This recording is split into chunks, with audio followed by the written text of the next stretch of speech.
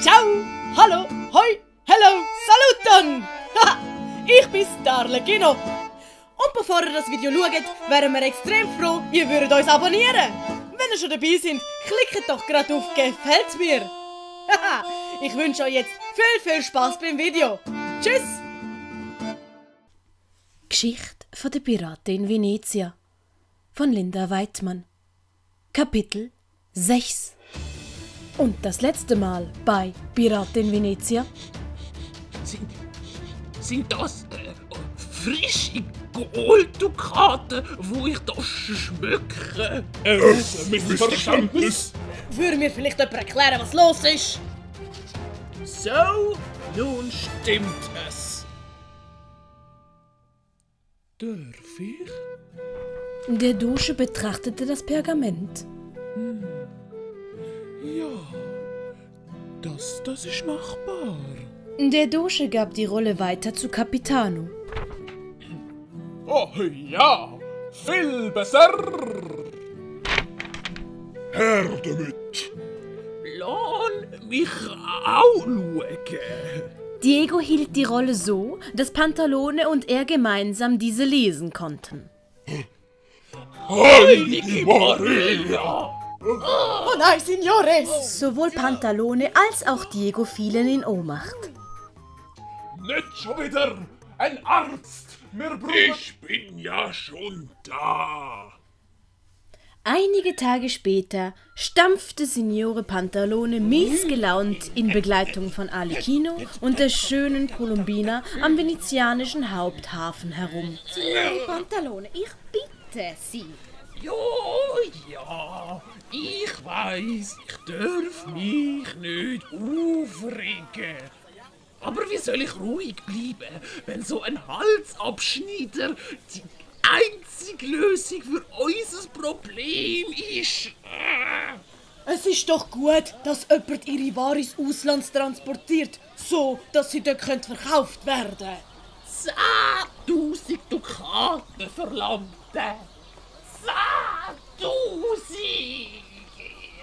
Signore, Sie wissen, was der Dr. Kumpelding und der Dottore gesagt haben?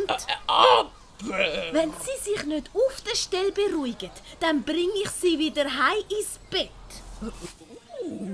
ins Bett? Mit dir würde ich jederzeit ins Bett, Colombina. Signore, das ist nicht lustig. Sie wären fast gestorben im Doge-Palast. Ist ja gut. Ich bin ja schon beruhigt. Sie... Pantalone setzte sein charmantestes Lächeln auf, das er hatte. Da kam O'Sullivan auf die drei zu. Buonasera, meine Herrschaften. Oh, Signor Pantalone. Wie ich sehe, haben Sie sich bereits wieder erholt? Oh, my lady. Wer hatte leider noch nicht das Vergnügen? Mein Name ist O'Sullivan. Sehr erfreut. O'Sullivan verbeugte sich tief. Oh, sehr erfreut. Ich bin Colombina. Halsabschneider. Oh, haben Sie sich nun auch erkältet? Nein, alles bestens. Wir werden gleich abfahren. Nur noch 2, 3 Kisten müssen aufgeladen werden. Sehen Sie? O'Sullivan zeigte Pantalone, Arlecchino und Colombina ein paar Kisten, die weiter abgelegen standen. Wenn alles gut geht, sollten wir in 20 Minuten ablegen. Ich habe noch eine kleine Bitte. Würden Sie bitte den Arlecchino mitnehmen? Was? Ich soll mitfahren? Ja, ich will, dass du ein Auge auf meine Fracht hast. Trauen Sie mir etwa immer noch nicht über den Weg? Ich höre immer auf mein Bauchgefühl. Und das will, dass der Arlecchino mitfährt. Haben Sie ein Problem damit? Oh nein, keineswegs. Wir können immer einen Schiffsjungen brauchen. Ein Schiffsbub? Muss ich... Oh no! Den drei Herren war nicht aufgefallen, dass Colombina sich entfernt hatte. Ihr war nämlich aufgefallen, dass irgendwas mit den Kisten nicht stimmte. Komisch. Die Kiste tönt so leer. Sie stellte sich auf ein Brett und hob den Deckel der Kiste an. Da ist ja gar nicht drin. Genau über Columbina wurde gerade eine weitere volle Kiste an einem Seil aufs Schiff hochgezogen. Achtung Leute, es ist sehr windig. Da wehte ein starker Wind und das Seil, an dem die volle Kiste befestigt war, löste sich.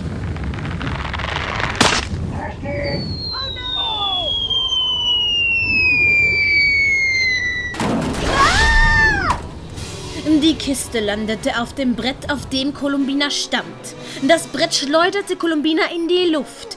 Diese landete unsanft in der leeren Kiste, schlug sich den Kopf an und wurde bewusstlos. Dies war aber komischerweise keiner einzigen Person aufgefallen und so wurde die Kiste samt Columbina auf das Schiff verladen. Ist das die letzte Kiste, Captain?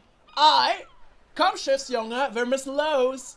Oh Menno, kann ich wenigstens den Columbina Tschüss sagen? Wo steckt die eigentlich?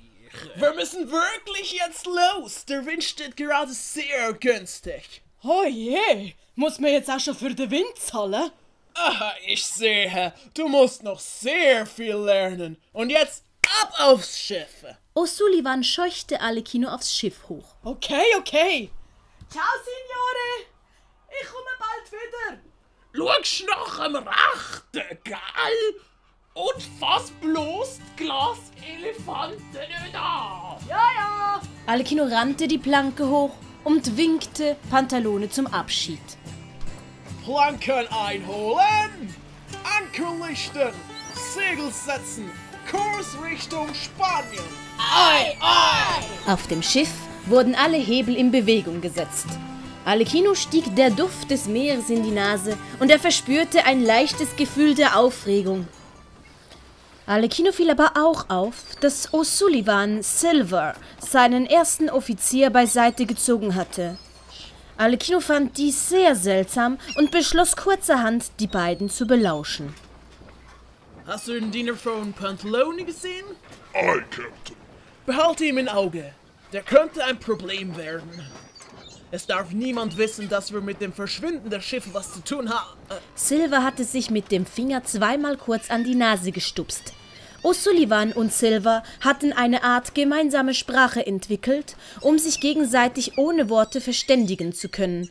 So wusste nun O'Sullivan, dass sie beobachtet wurden. Kümmer dich mal drum, Silver. Oh, ich glaube, ich bin aufgeflogen. Alekino, der schnell verstanden hatte, dass er aufgeflogen war, rannte nun blitzschnell los. Signore Pantalone! Alekino schrie aus Leibeskräften, denn er wollte unbedingt Signore Pantalone warnen. Doch Silver kannte das Schiff so gut wie seine Hosentasche. Er nahm ein Seil, das vom Schiffsmast herunterhing, und schwang sich so fast schon wie Tarzan, nur dass es bei ihm etwas klumpiger und holpriger aussah, blitzschnell hinter Alekino. Pantalone! Alekino versuchte sich mit aller Kraft gegen den gewaltigen Arm von Silver zu wehren. Doch gegen so einen riesigen, gewaltigen Brocken von einem Mann konnte Alekino nichts ausrichten. Komm, ich zeig dir mal das untere Deck. Unterdessen suchte Pantalone verzweifelt überall nach Columbina. Columbina, wo bist du? Pantalone. Oh, Tartaria, zum Glück triff ich dich. Die Columbina ist verschwunden. Ende von Kapitel 6. Geschichte von der Piratin Venezia von Linda Weidmann. Auf Wiedersehen und bis zum nächsten Mal. Grazie mille for watching the lesson. Please subscribe.